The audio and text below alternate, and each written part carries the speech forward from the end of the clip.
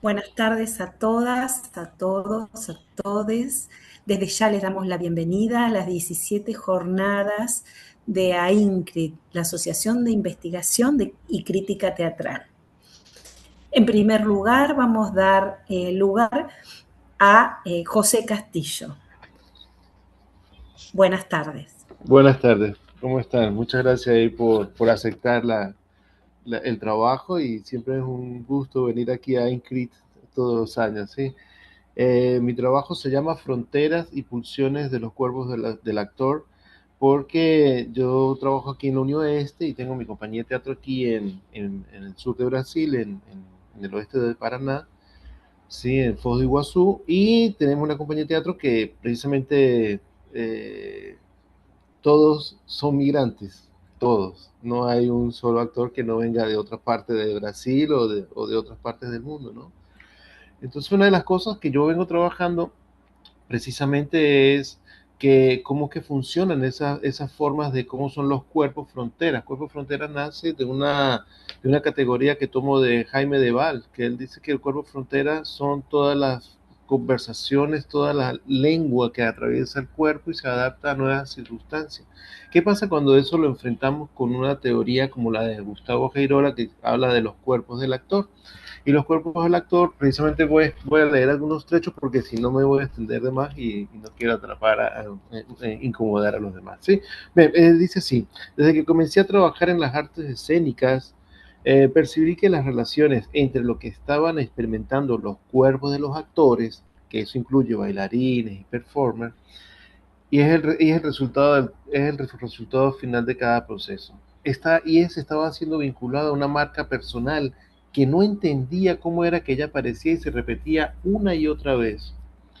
Estaba en presencia de esa repetición de elementos del artista que lo llevan a una relación de su convivencia cultural, emocional, personal e individual. Por esta razón me sumergí en buscar esta línea teórica que me ayudara a entender qué lo conecta y qué lo obliga a colocar siempre los mismos signos lingüísticos y estéticos dentro de su composición. Esa marca forjada es lo que le dice Lacan la letra, ¿no? Que emerge desde una amalgama de experiencias conscientes e inconscientes que lo envuelven y que construyen todo un universo, llevándolo a tomar ciertos caminos creativos, algo que muchos lo consideran como planteamiento estético. Por esa razón, el actor lo veo transformado en múltiples cuerpos que lo habitan. Y lo coloco en esta vez, cuando lo escribo, lo coloco en mayúscula porque quiero hacer énfasis en esas formas como ellos se expanden, cómo crean unas fronteras, y esas fronteras no se quiebran, sino al contrario, se expanden, ¿no? Como al decir de el signo lingüístico, el signo actancial de Greimas, ¿no? Dice que cada vez que nosotros queremos romper una frontera, lo que hacemos es ampliarla, creamos una nueva. Entonces, eso es basado en la teoría de Lacan. Vemos que el semblante es eso, es crear cada vez un cuerpo nuevo, un cuerpo que se enfrenta a esas circunstancias. Y para mí es mucho más importante el proceso creativo que el proceso final, ¿sabes? Es decir, los ensayos son mucho más importantes para entender cómo es la transformación de ese cuerpo. Los registros que hacemos dentro de la compañía de teatro van desde el primer día que el actor entra por la puerta de la sala. Cuando llamamos a la convocatoria para un nuevo espectáculo, un nuevo proceso, vamos registrando todo, videos, fotos, conversaciones, entrevistas, que ayudan para entender cómo va transformándose ese cuerpo ahí en cuanto él va creando sus nuevas fronteras. ¿Sí? Por eso divido siempre la conversación en tres puntos fundamentales, ¿sí? Que son el cuerpo del actor y su proceso interno, que es revisar esa forma como él activa su memoria y su espacio, cómo se dibuja en el espacio.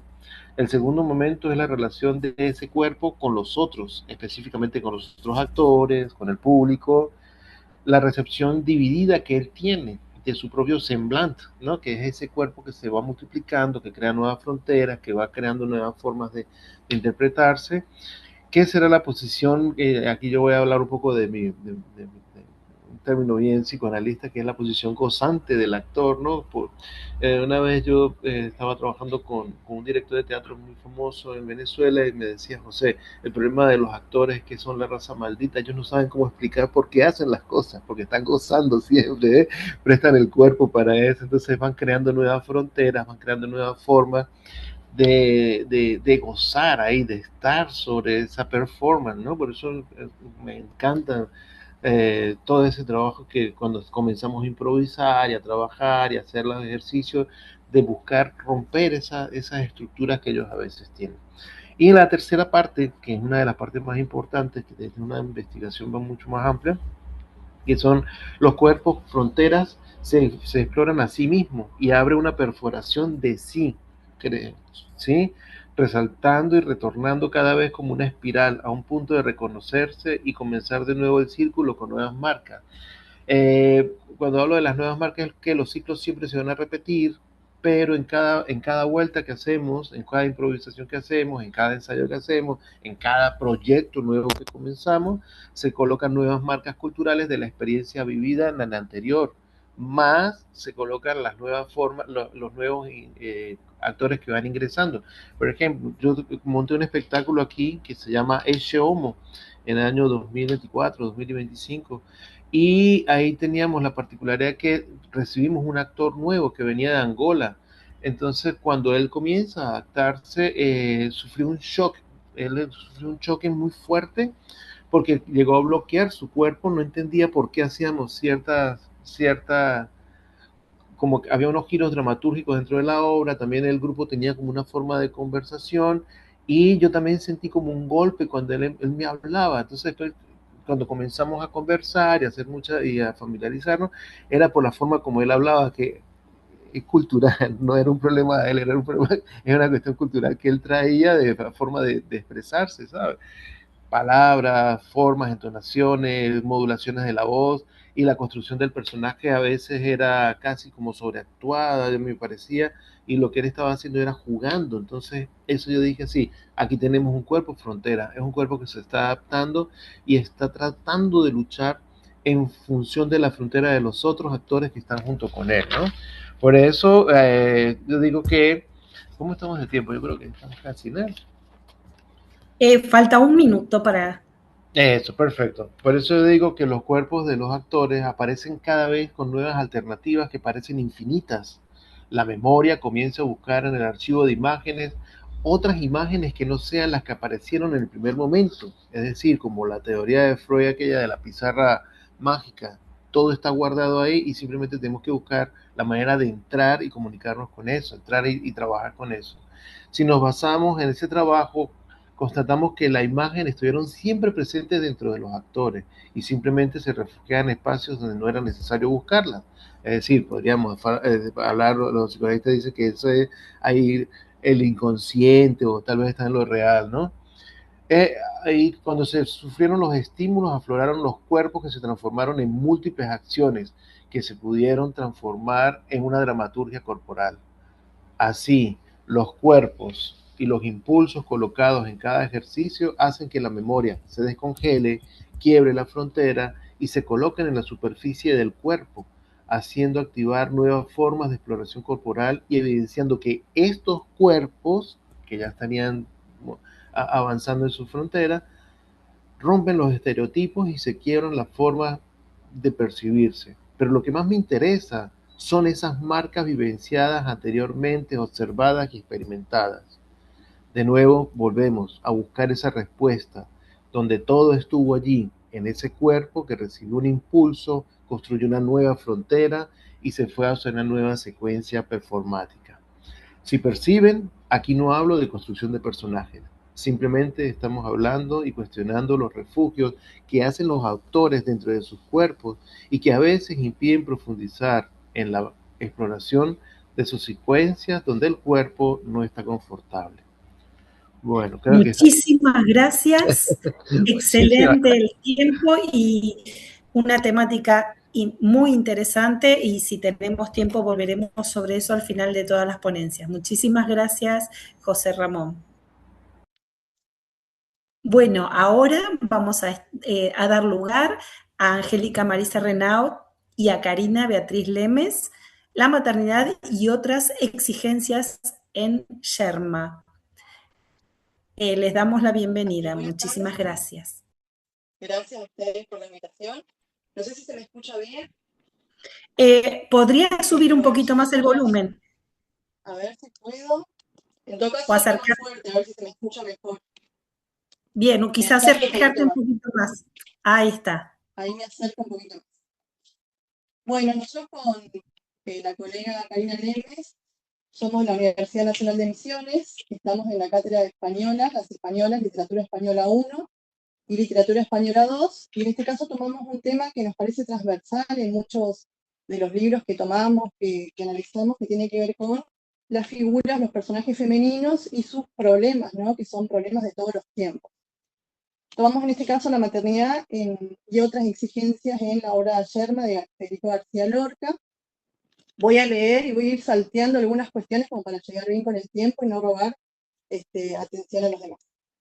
El presente trabajo se propone analizar la configuración del modelo femenino en Yerma, 1935, de Federico García Lorca, atendiendo la tensión entre los cambios socioculturales de comienzo del siglo XX y la persistencia de un paradigma tradicional que define a la mujer en función del ámbito doméstico.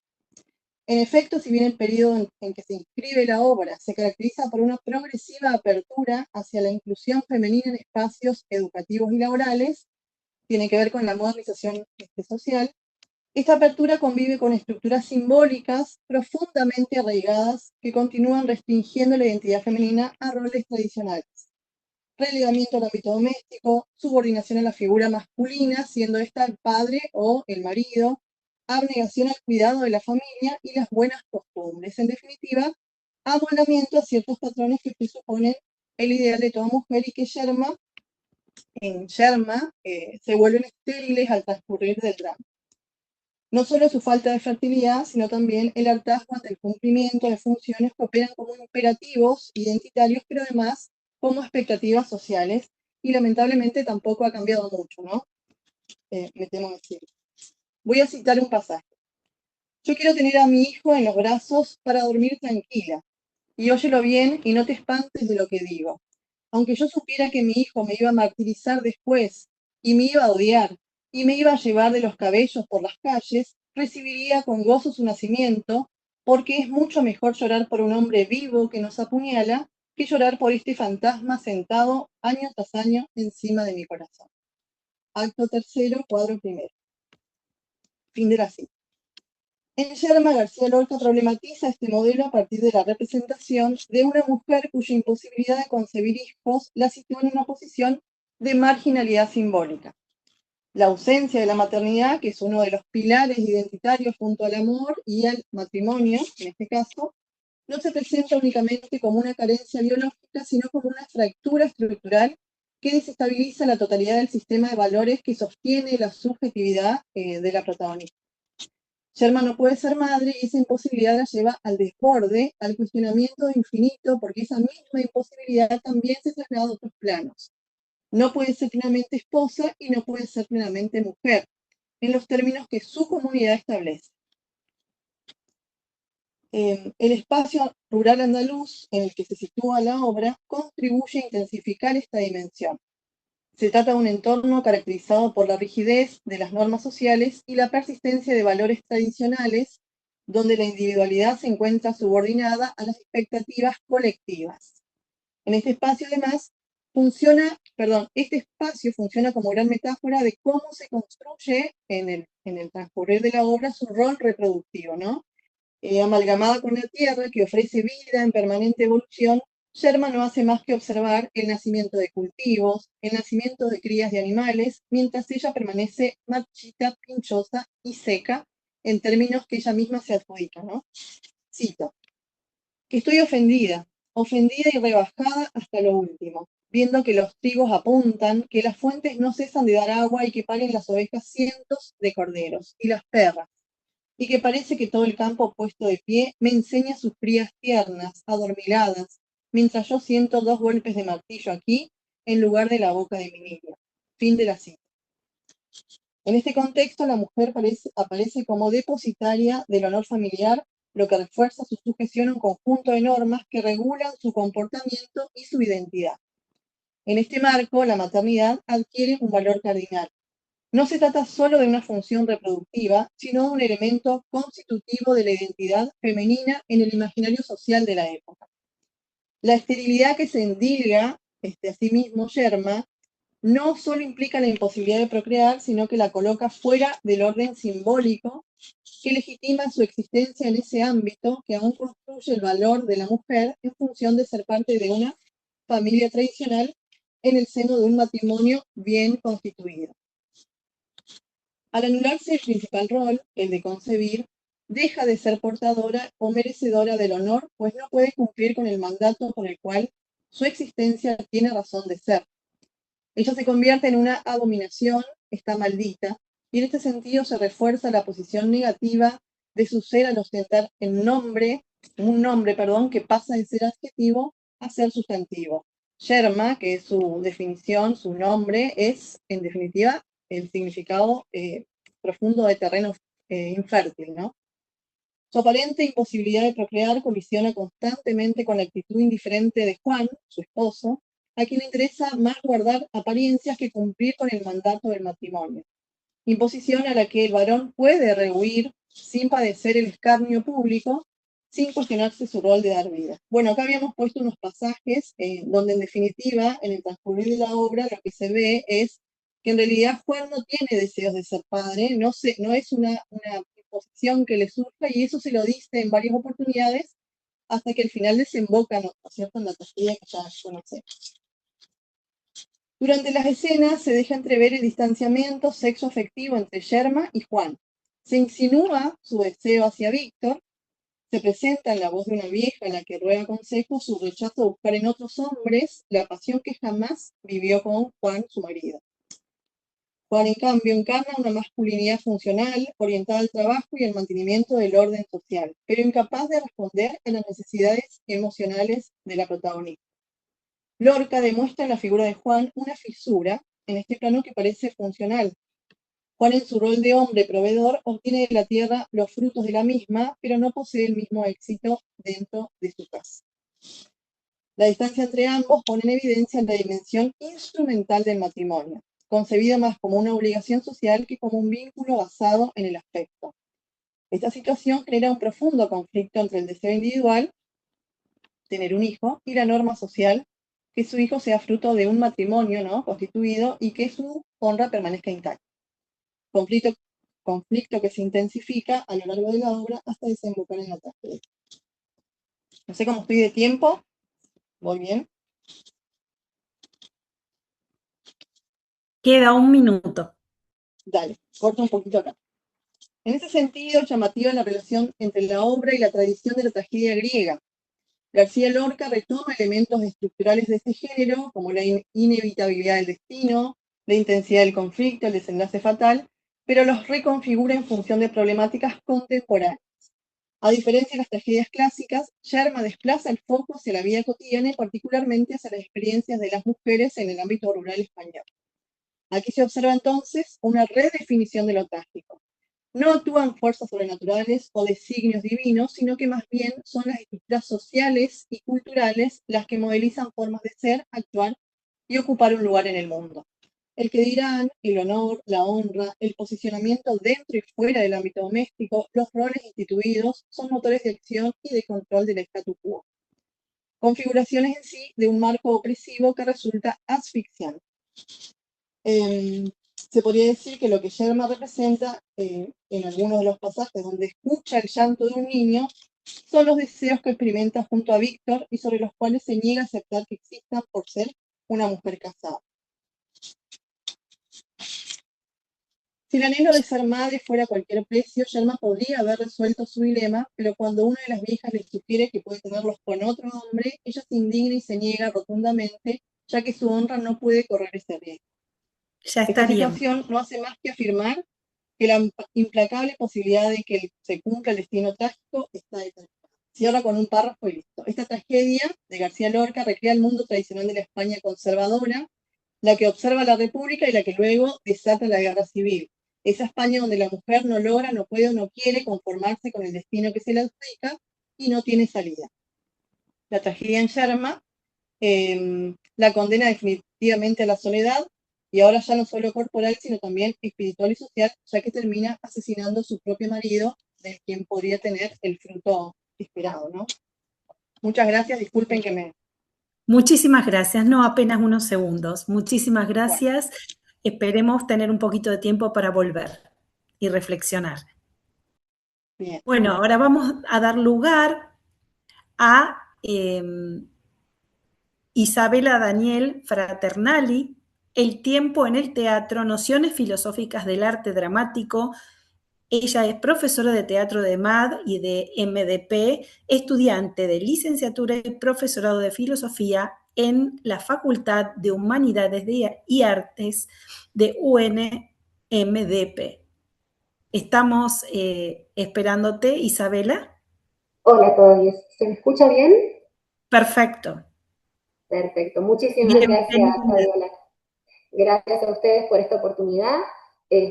Hasta ahora debo decir, muy interesantes todas las ponencias que se están escuchando. Espero de alguna manera con este pequeño momento poder contribuir también a este intercambio de conocimiento. Como bien decía Fabiola, el título de este trabajo, que nació como una monografía para un seminario específico de la carrera de filosofía, que se llama Filosofía del Tiempo, es justamente permitirnos analizar cuáles son las nociones que nos afectan a las y los teatristas dentro de nuestras interpretaciones del tiempo en el teatro. Primero y principal, tenemos que considerar que nosotros históricamente tenemos una concepción de la idea de tiempo que está muy en línea o está muy caracterizada con las ideas newtonianas que se relacionan con el día y la noche, la rotación terrestre, la concepción de pasado, presente y futuro. Sociohistóricamente somos una sociedad, Occidente más que nada, que tiende siempre hacia la figura de progreso, entonces pensamos en concepciones lineales del tratamiento del tiempo y no así en aquellas que nos puede permitir nuestro devenir como teatristas. En cuanto a la figura de teatristas, me refiero a toda persona que ocupe un lugar en la producción de un hecho u obra teatral, desde vestuaristas, iluminadores, tramoyistas, hasta quienes escribimos, quienes actuamos e incluso quienes también somos audiencia. Considerando que nuestros principales exponentes, como por ejemplo Patrice Pavis, a la hora de preguntarnos qué tiempos corren dentro de lo que es el encuentro, el convivio o el desarrollo de una puesta teatral, solamente nos sugiere que tendríamos dos tiempos, uno escénico y otro extraescénico, también lineales, un tiempo escénico que es considerado dentro de la figura del convivio, ¿sí? Ese momento donde actores, actrices y seguramente la figura de algún director y de algún técnico comparten el momento que dura la obra en conjunto con la audiencia, y un tiempo extraescénico que bien puede estar considerado hacia el desarrollo del trabajo del actor o de la actriz y el desarrollo de la producción. Pero a mí me gustaría que nos vayamos un poco más allá. Me gustaría que pensemos, por ejemplo, si nos vamos hace 2500 años atrás, en Sófocles, cuando se pone a escribir por primera vez Antígona. Ese Sófocles, si lo tomamos al presente de hoy, va a ser visto por alguien que lo reversiona desde el cuerpo, desde pintar una sala con luces, desde asumir la dirección para saber qué es lo que el público quisiera ver hoy de Antígona, y desde un espectador o espectadora que va a ver el afiche, va a pagar la entrada, va a ir a ver la obra, y luego va a salir de ver esa obra y va a conceptualizar subjetivamente qué es lo que entendió o aprendió de la misma. Si nos seguimos refiriendo a una idea de linealidad, tendríamos que olvidarnos de que Sófocles escribió hace 2500 años. Es decir, cuando la audiencia se retiró de la sala, en ese dichoso tiempo extraescénico, ha vuelto nuevamente a traer a colación a ese a ese Sófocles que escribió hace tanto tiempo. He aquí que tenemos a un teatro que no solamente está en constante ciclicidad, sino que también, partiendo de una frase célebre que dice nada de lo humano me es ajeno y nada más humano que el teatro, que podríamos considerarlo, dentro de una concepción heideggeriana, como ese ser en sí o ese ser en el mundo. El teatro como ser que se proyecta, como ser con su propio tiempo, más que nada pensando en un tiempo en características heideggerianas, ¿no? Ese tiempo original, ese tiempo donde la proyección de lo que nosotros hacemos en escena, de lo que el público siente, de lo que pensó el autor o autora y lo que pensaron todos los componentes que formaron esa puesta, son nada más y nada menos que todo el corpus del teatro en su conjunto, configurando un acontecimiento. Ahí tenemos otra nueva postura heideggeriana. En ese caso, estamos hablando del SIN, el acontecimiento que produce la realización de ese ser en sí en ese tiempo original. Entonces, hasta acá, más allá de todas las concepciones filosóficas que tenemos, ¿qué nos podríamos preguntar? ¿El teatro coincide más con una ciclicidad de los hechos del hombre, de la humanidad, de hombres y mujeres y de la historia, como nos diría Aristóteles? O bien podemos seguir considerando que todavía conserva ciertos aspectos lineales. Hay una linealidad dentro de esa ciclicidad. Podríamos considerar que nuestra unidad de tiempo, desde la persona que escribe y desarrolla hasta el público que se va de la obra pensando en lo que ocurrió en ella, es nada más y nada menos, entre todos esos factores, que el dichoso intercambio subjetivo. Hay un intercambio de ideas implícito, tácito, pero que aún así se reproduce en cada quien que tomó ese texto o en cada quien que tomó esa obra para poder de alguna manera llevarla al encuentro de la audiencia. Y hay una audiencia, en su gran mayoría permeable, y si logramos el efecto que sugiere Emilio García Huevi, hacerles saltar de la butaca, va a tener justamente un aprendizaje con H, va a tener una captación de lo que nosotros realmente estamos haciendo, o mejor dicho, de lo que pretendemos hacer y de lo que se van a llevar. Dentro de esa linealidad está también una cuestión muy interesante. Fíjense que la linealidad es absolutamente finita, como el carácter efímero de nuestras propias presentaciones y representaciones teatrales.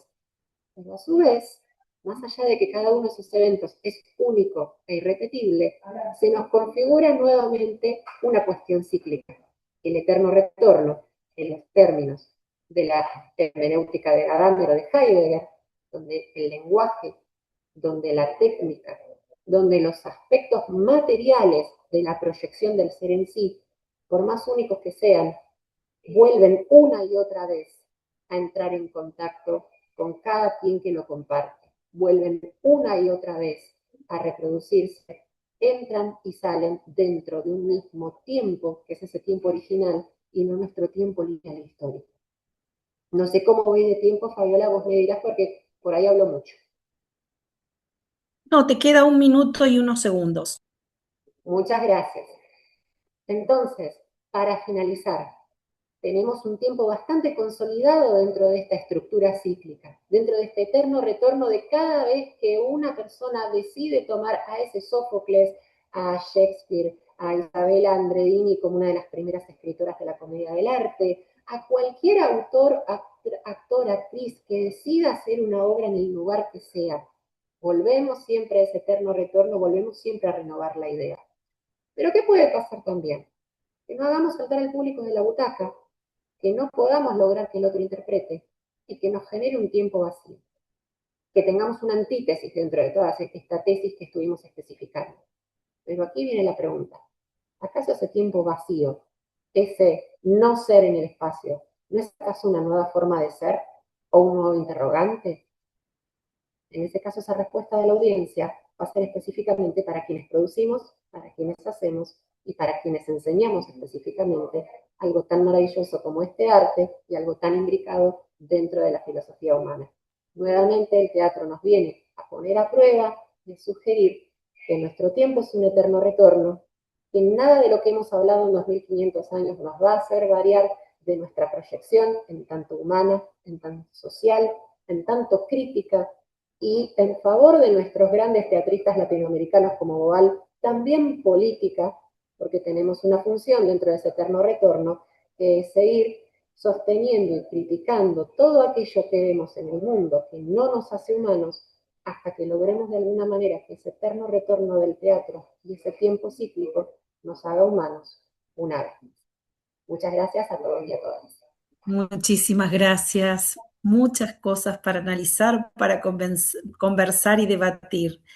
Un lujo hasta ahora, es un honor para mí estar coordinando esta mesa tan maravillosa.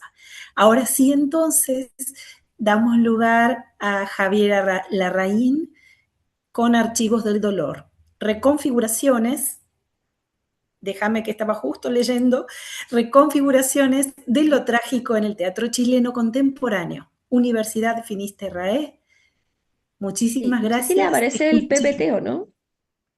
Sí, aparece, está ¿Sí? compartido. Ven solo Perfecto. la imagen del PPT, ¿cierto? Sí. Sí, sí. Ah, ya, súper, ya.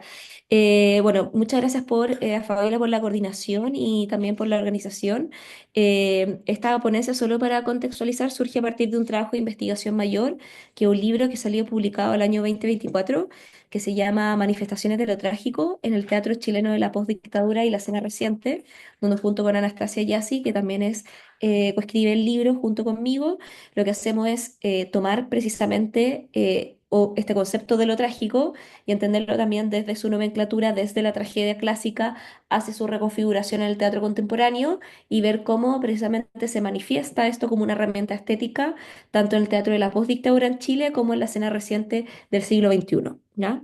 Y frente a eso es que la pregunta por la vigencia de la tragedia en la modernidad ha sido, y nosotros asumimos esto en la investigación, una interrogante frecuente, tanto por dramaturgos, críticos literarios, teóricos del teatro durante siglos. Cada época ha enfrentado esta cuestión ofreciendo textos dramáticos, representaciones, estudios y formulaciones de pensamiento con el fin de defender o refutar la posibilidad de la tragedia en su contexto. Y así, la pesquisa por la tragedia moderna sigue también generando debate hasta el día de hoy.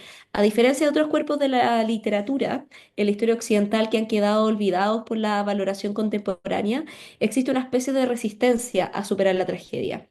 Lo ha sido así desde el proyecto renacentista, que la posicionó notablemente en el centro con la tragedia isabelina, y siguió así también durante siglos a través de textos y representaciones que, en algunos casos con mayor éxito que en otras, han intentado realizar su posibilidad escénica.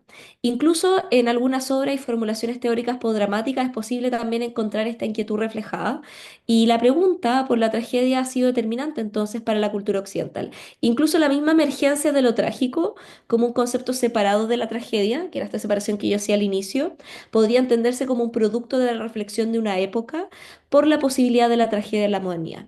Y por ello, la tragedia compete incluso cuando se busca reafirmar el punto de autonomía del fenómeno de lo trágico. Y bajo este prisma es que este trabajo, esta breve exposición, busca proponer analizar la reconfiguración de lo trágico en el teatro chileno contemporáneo a partir de tres casos de estudio: Nanaki, del Teatro del Silencio, La Huida de Andrés Pérez y la trilogía testimonial de Chile, Alfredo Castro. Y para ello proponemos una hipótesis, o propongo una hipótesis que es general, que en la escena chilena de postdictadura lo trágico deja de ser una estructura dramática para convertirse en un dispositivo efectivo y político que opera como un archivo vivo de experiencias históricas que no han sido plenamente elaboradas. Y en consecuencia resulta fundamental comprender que estas prácticas escénicas no solo representan el dolor, sino que más bien lo activan en el espectador. Es decir, no estamos frente a un teatro que ilustra lo trágico, sino que es un teatro que produce lo trágico como una experiencia estética.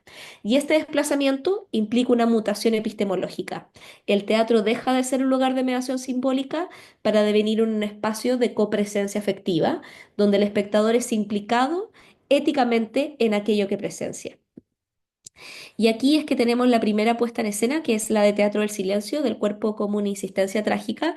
La compañía Teatro del Silencio define su trabajo como un teatro gestual, término al que llegó su director y fundador Mauricio Celeón tras investigar en sus montajes la unión de diversas disciplinas como el teatro, la pantomima clásica, la danza, el mimo, el circo y la música en vivo. Y el interés principal de este teatro gestual es el de encontrar la emoción del actor a través del gesto, para desde ahí articular una escena totalmente cohesiva. Así como el mismo nombre de la compañía lo indica, las obras de teatro del silencio apuestan por un teatro mayormente sin diálogo, en el que el gesto, la coreografía física y el uso del espacio, usualmente en el espacio de la calle u otro espacio público, confabulan para expresar una emoción y afectar al público. Nanaki, que es una obra de 1997 dirigida por C. León, se inscribe en la escena de la transición chilena en un momento de búsqueda de nuevos lenguajes escénicos que buscan desbordar el teatro textual y el realismo psicológico. El montaje toma como eje la figura de Antonin Artaud, no desde una representación biográfica, sino como un campo de exploración sobre la locura, el encierro y la imposibilidad de expresión. Y a partir de sus escritos y experiencias, la obra fragmenta al sujeto en múltiples cuerpos, desplazando la noción de personaje hacia una corporalidad expandida. Entonces, Nanaki lo que hace es estetizar el sufrimiento, el dolor y la autodestrucción de un hombre, en este caso la representación de Artaud, que nunca podría liberarse de su propia locura, pero que resiste en la tarea de vivir su vida lo más vitalmente posible, oponiéndose a ceder su propia libertad. La obra significa esa energía de fractura y exceso que lleva a los distintos performers que encarnan a los Artaud, porque son varios Artaud en escena, de Nanaki, a transgredir la imposición de normalidad prometida por un sistema de hospitalización psiquiátrica que le entregaba estabilidad y ruptura a la vez. Por consecuencia, Nanaki es una obra de carácter expresionista que retrata el exceso trágico en la búsqueda de libertad, abrazando la contradicción en torno a la imposibilidad del artista por liberarse por completo de las lógicas miméticas que sostienen la representación escénica.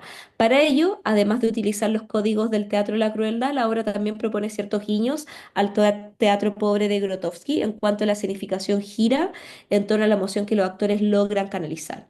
Lo relevante aquí es que la tragedia no se construye a partir de una fábula, sino de una experiencia afectiva de transgresión. La multiplicación del cuerpo harto en escena, encarnado por múltiples intérpretes, produce esa fractura en la representación. No hay un héroe, sino que hay una serie de cuerpos que insisten fallidamente en capturar una experiencia que es imposible. Y esta imposibilidad es precisamente el núcleo trágico de la obra. Este gesto de multiplicación resulta fundamental, pues va a desarticular la noción moderna del sujeto trágico, puesto que ya no existe un héroe que concentra el conflicto, como ocurría en Antígona, en Edipo o en las tragedias clásicas, sino que hay una proliferación de cuerpos que distribuyen la experiencia del dolor, dejando de ser una experiencia al ser individual para devenir de manera colectiva. En lugar de una caída del héroe trágico, ¿cierto? Lo que significa es una persistencia.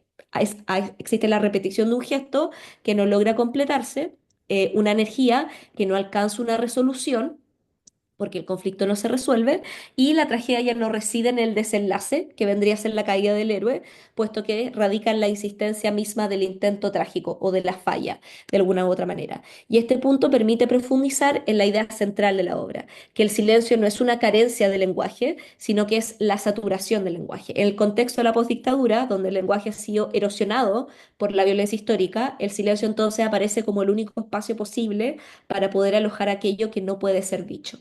Y en este sentido, lo trágico se sitúa precisamente en ese umbral entre la necesidad de expresión y también su imposibilidad. Hay una segunda obra que ahí vemos las imágenes, que es esta de aquí, que es La huida de Andrés Pérez del 2001. Es la última obra de Andrés Pérez, de hecho, que es uno de los teatristas más importantes de las últimas décadas aquí en Chile, y marca un giro en su trayectoria hacia una teatralidad más íntima y testimonial, alejándose de la estética festiva y callejera que caracterizó a su compañía, el Gran Circo Teatro. La obra emerge como un espacio de exploración en la experiencia homosexual en Chile, en clave autobiográfica y política. El texto, concebido tempranamente pero montado hacia el final de su vida, se articula en torno al relato del fondeo de homosexuales en alta mar, operando como una memoria simbólica de violencia hacia las disidencias sexuales, que son las operaciones históricas en donde los cuerpos de los sujetos homosexuales eran arrojados al mar para que se perdieran, ¿cierto? Tanto en el contexto de la postdictadura en Chile, o sea, perdón, de la dictadura en Chile, como en el contexto del gobierno de Carlos Ibáñez del Campo, que fue un presidente que tuvimos antes de la dictadura. Y más que su veracidad histórica, porque nunca se ha podido comprobar si lo del fondeo en la época de Ibáñez del Campo fue real o no, importa su potencia como condensación afectiva del trauma. Estrenada en el contexto de la reciente también despenalización de la homosexualidad en Chile, que eso ocurrió recién en Chile a finales de los 90, la obra tensiona los discursos de transición, instalando una memoria disidente que desplaza el teatro hacia el testimonio y también expone el cuerpo como un lugar político. En la huida Andrés Pérez, el desplazamiento de lo trágico se articula desde otro lugar, distinto a Nanaki. Se articula desde el lugar de la experiencia traumática de la disidencia sexual. A diferencia del teatro anterior del propio Andrés Pérez, marcado por lo popular o por lo festivo, esta obra introduce una dimensión autobiográfica y testimonial que tensiona los límites entre ficción y realidad. Y la inclusión del propio cuerpo del director en escena funciona como una erupción de lo real que transforma a este espectador en testigo. Y aquí es clave pensar la noción también de trauma-tragedia que acorde a los postulados de Patrick Dugan. No se trata simplemente de representar el trauma, sino de hacerlo presente o de producir una experiencia de estar ahí. Y aquí cito a Dugan. En la trauma-tragedia hay un deseo de evocar una especie de estar ahí en un intento por generar un efecto de presencia real o presencia en realidad. La trauma-tragedia intenta dar testimonio adecuadamente, es decir, de manera más inmediata o corporizada del trauma. Entonces, y aquí fin de cita, la obra construye esta experiencia a través de la copresencia entre actores y espectadores mediante la exposición de relatos que no pueden ser completamente verificados, pero cuya potencia reside precisamente en su verosimilitud afectiva, no en su veracidad o no histórica. Y se me hace necesario señalar que la obra no busca probar precisamente este acontecimiento, sino más bien hacerlo sensible. Y la verdad de la tragedia no radica precisamente en su verificabilidad, sino en su Uy, capaz esto de es una proseguir pregunta. una experiencia de realidad en el espectador. Entonces esto se vincula Estoy directamente con la coordinando la noción de mesa de Jorge de trauma-tragedia, Aincrich. donde lo importante no es la representación del hecho, sino más bien su reactivación. Y asimismo, la irrupción del propio Andrés Pérez intensifica esta dimensión. Resulta interesante que la mirada de Dugan sobre la tragedia contemporánea coincida de alguna manera con lo que también plantea Lehmann sobre la tragedia postdramática y la transgresión trágica, porque Lehmann, como expone en teatro, en tragedia y representación, entiende lo trágico como una, y aquí lo cito, manifestación ejemplar de una violencia y energía de fractura, transgresión, desmesura y exceso, en la medida en que se relaciona esto con un autorriesgo inmanente y una aniquilación anunciada o consumada. Fin de cita. En este Javiera, te contexto, queda muy poquito tiempo. voy terminando. En este contexto, lo trágico no se vincula a un destino individual, sino a una condición histórica que es compartida. Y en el último caso, solo para mostrarle aquí una fotografía, que es, aquí vemos alguna escena, también precisamente que esto del fondeo, ponerle a los sujetos homosexuales en sus pies como unas toneladas de concreto para arrojarlo al mar y que se hundan, ¿cierto? Que es una práctica que se usó en el contexto de la dictadura en Chile. Y esta última obra, que es la trilogía testimonial de Alfredo Castro, aquí en la trilogía testimonial de Chile, que es compuesta por tres obras, La manzana Adán del 90, Historia de la sangre del 91 y Los días tuertos del 93, se inscribe en el trabajo inicial de Alfredo Castro. Y aquí el punto de partida de esta trilogía se encuentra en el trabajo documental realizado tanto por las artistas Paz Errázuriz como Claudia Donoso, y lo trágico se desplaza aquí hacia el ámbito de la marginalidad estructural. En obras como La manzana Adán, Historia de la sangre y Los días tuertos, el dispositivo testimonial, porque las obras se basan en testimonios reales, permite que sujetos excluidos, que son los protagonistas de estas piezas, travestis, criminales, enfermos, personas pobres, ocupen el centro de la escena. El testimonio no solo es un recurso documental, sino una forma de violencia simbólica donde una palabra que irrumpe desestabiliza también el espacio teatral. Y solamente aquí dos párrafitos para cerrar. Lo trágico en este caso se articularía en torno a dos ejes principales. Por una parte, el origen filial, que tiene que ver como la familia como espacio de violencia de todas estas piezas, el incesto, el abandono, la reproducción del trauma familiar. Y por otra parte, la condición existencial de la marginalidad heredada de la dictadura. Sujetos que solo por el hecho de existir quedan fuera del orden social. Entonces, a diferencia de la tragedia clásica, aquí en estas obras, o en esta en particular, no habría posibilidad de restención, no se vuelve a un status quo.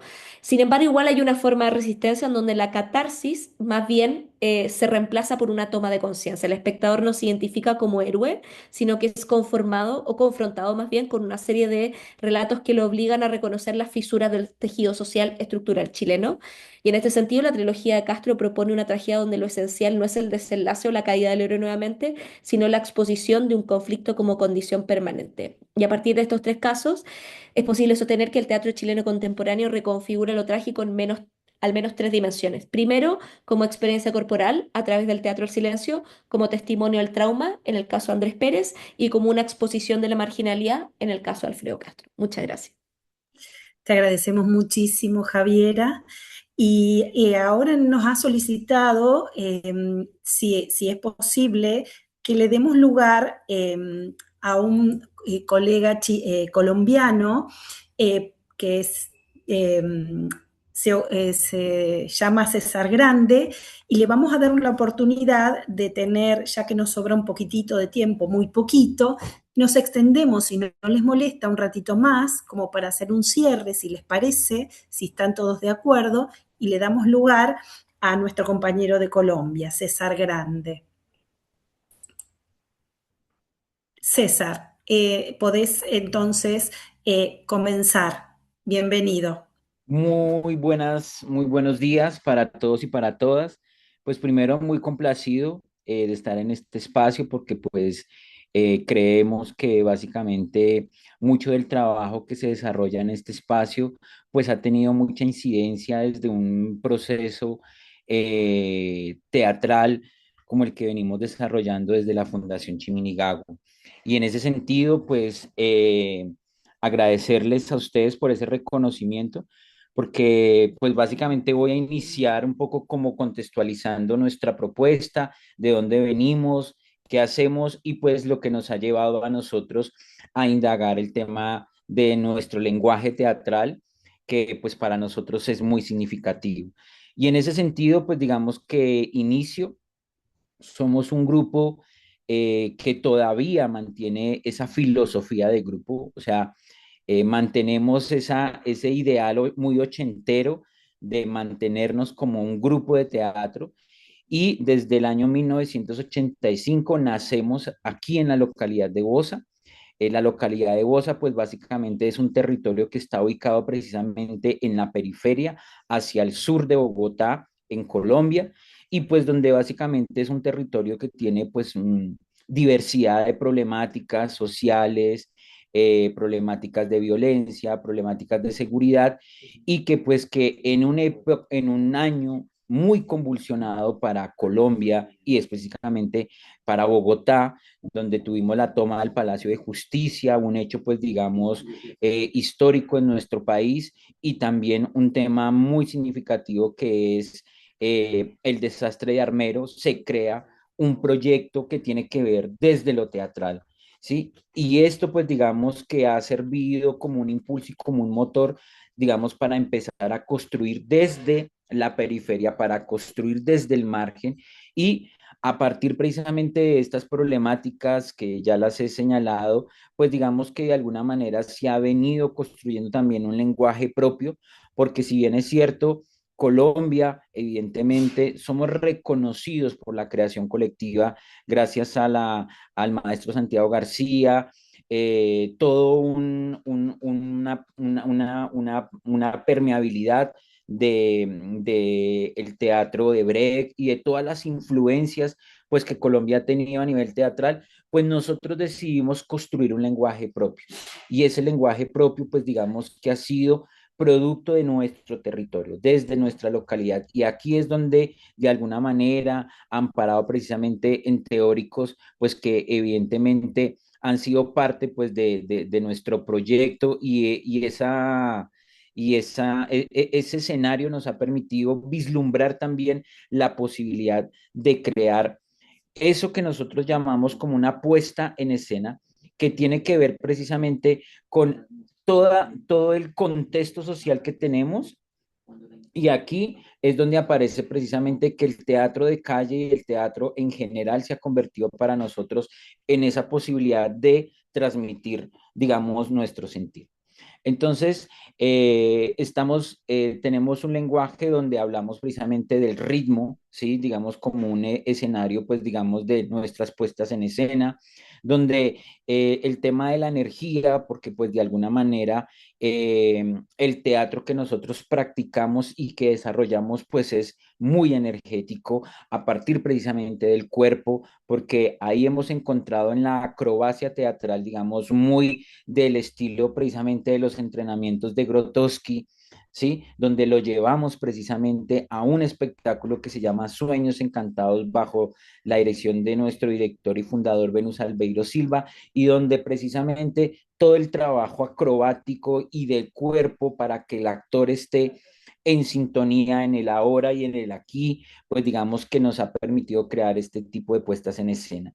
Evidentemente, la energía, pues digamos como un elemento que de alguna manera conecta no solamente al actor, sino que también debe permitir que esto pueda desarrollarse y que se pueda expandir, digamos, hacia el espectador. Entonces aquí, digamos, como que estos lenguajes que nosotros practicamos y que venimos incluyendo en nuestras puestas en escena y donde también hemos encontrado en nuestro trabajo diario de investigación una cosa que son los zancos en patines. Hemos creado como aporte al teatro mundial, los zancos en patines. Somos los únicos en el mundo que tenemos los zancos en patines, son zancos que tienen ruedas y que este descubrimiento precisamente lo hacemos desde nuestro quehacer, desde nuestro quehacer escénico, no pensando en un tema deportivo, no pensando en un escenario comercial, sino como la posibilidad precisamente de querer de alguna manera mostrar que el teatro también es un ejercicio no solamente de investigación, que ustedes obviamente lo conocen y que se han hecho infinidad de documentos, sino que también se pueden generar dispositivos que de alguna manera también pueden incidir en la creación.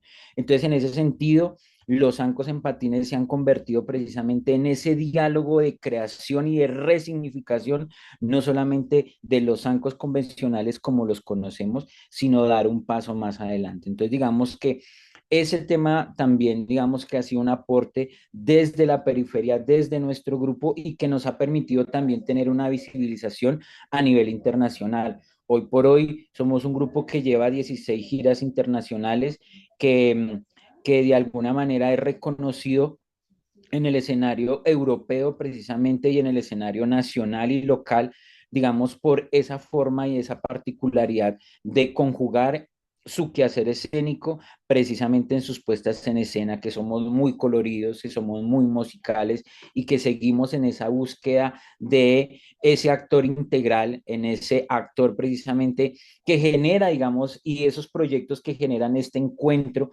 con otras comunidades, con otros agentes que de alguna manera están desarrollando, digamos, lenguajes que puedan nutrir precisamente lo que nosotros venimos haciendo y que ustedes también nos permitan esa visibilización.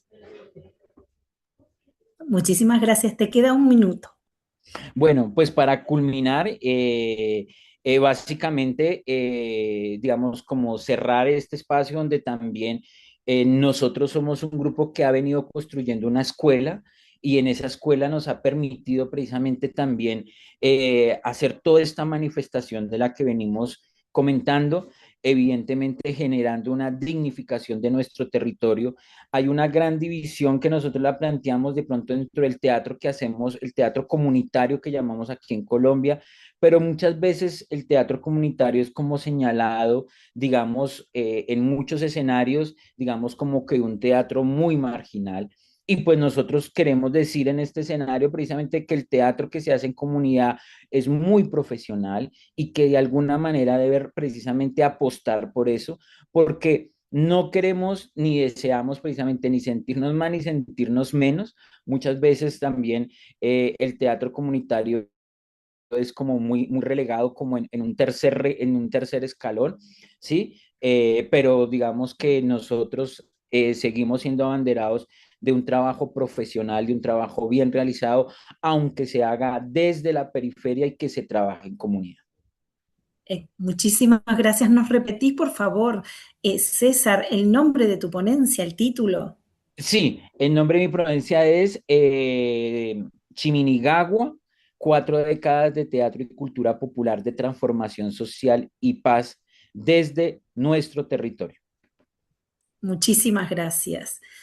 Bueno, desde ya ha habido un- una maravillosa cantidad de exposiciones y hay una temática que atraviesa por lo menos dos o tres de las exposiciones. Por ejemplo, la de Javiera, la de César y la de José. José habla de cuerpo expandido, Javiera habla de corporalidades expandidas, y me parece que, y César habla de energía, habla de creación colectiva, hablan de Marisa, precisamente del tiempo, de lo cíclico del tiempo, y estamos hablando del estigma de la maternidad y de la mujer. Entonces me parece que hay algo que atraviesa todas estas ponencias, no sé si ustedes están de acuerdo y quisieran agregar algo más al respecto, y es de cómo el teatro, a partir de las distintas concepciones, se expande, atraviesa, genera circularidad, eh, cambios de paradigma en tanto tiempo, en tanto cuerpos. Aquí en Mauricio Tosi habla de autoficción, a esta idea de que varios cuerpos representan un mismo personaje. Con respecto a lo que comentaba Javiera. Realmente me parece que es muy atinada esta reunión de tantas ponencias en este sentido. No sé qué opinan ustedes, quisieran tener la palabra, tenemos...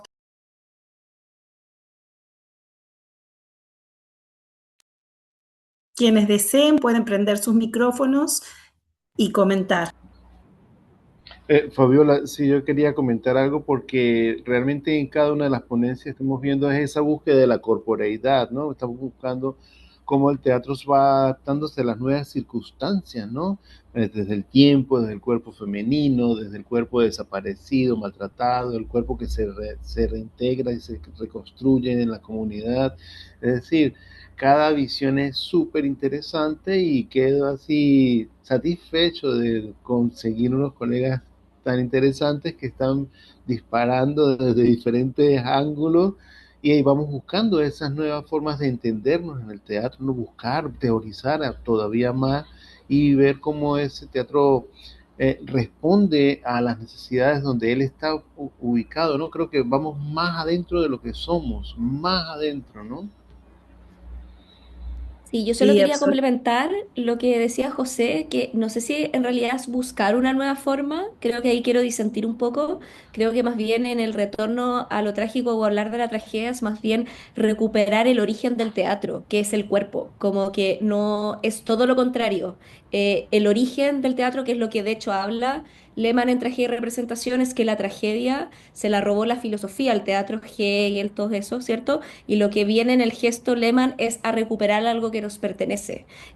Yo no estoy tan de acuerdo, creo que la tragedia termina accediendo al teatro. Estoy en un punto medio entre lo que Lehmann propone en relación al aparato filosófico, pero creo que más que como buscar nuevas formas a través del cuerpo, el cuerpo es lo que estuvo ahí materialmente en el inicio donde no existía nada más. Entonces creo que más bien un poco es retornar al origen de la particularidad de lo teatral, donde solamente estaba el cuerpo y la materialidad escénica propia del cuerpo. Entonces creo que, y el volver al trauma y todo eso, claro, puede ser una elaboración psicoanalítica contemporánea que hacemos de cómo entendemos ese retorno al cuerpo, que todo eso sí es nuevo, y a lo mejor las formas discursivas de cómo entendemos el cuerpo son las nuevas, pero en términos de la operación, más bien estamos retornando un cuerpo que siempre existió ahí, que por alguno u otro motivo parece que nos fuimos olvidando que estaba. Como y me sí, como gustaría, como la poiesis corporal, sí. Yo que es quería un también, elemento constitutivo. Sí, te escucho. discúlpame, sí, quería Gracias, también Javier. quería también señalar precisamente que precisamente desde los territorios, en este caso, también es una manera de cómo el cuerpo también es un escenario que expande precisamente esos diálogos que en los entornos están y que de alguna manera también es una forma de transmisión de esas realidades que de alguna manera permean a los creadores. Entonces creo que también es un escenario significativo y que el cuerpo precisamente es esa herramienta que permite también de alguna manera hacer una lectura frente a los territorios donde se encuentran los creadores. Sí, los elementos convivio, poiesis corporal y expectación, ¿no? Los tres Mm. elementos del acontecimiento. Creo que ha sido un honor para mí coordinar esta mesa. Creo que los espectadores de vuestras ponencias realmente se van a nutrir. Les agradezco muchísimo su presencia y ha sido un honor tenerlos con nosotros. Muchísimas gracias. Muchas gracias. Bien, gracias. Gracias.